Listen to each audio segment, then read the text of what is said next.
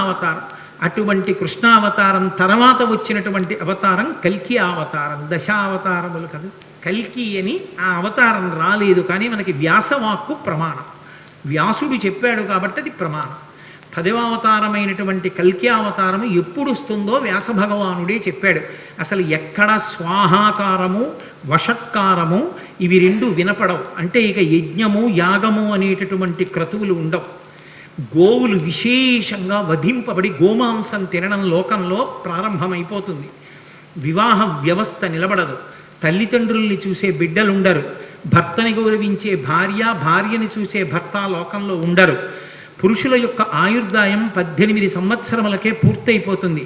స్త్రీలు కేశపాశములను విరబోసుకుని తిరగడమే లోకంలో పెద్ద విశేషమైనటిదిగా అయిపోయి జట వేసుకునేటటువంటి సాంప్రదాయం విచ్ఛిన్నమైపోతుంది. అయిపోయిన తరువాత లోకంలో పురుషులు 18 సంవత్సరాలకే మరణించడం ప్రారంభమైపోయి ఆయుర్దాయాలు క్షీణించిపోయిన తరువాత ఆ సమయంలో శంబళ అనేటటువంటి గ్రామంలో విష్ణుయశుడు అనబడేటటువంటి బ్రాహ్మణుని కడుపున కల్కి అన్న పేరుతో శ్రీ మహావిష్ణువు 10వ అవతారంగా వస్తారు.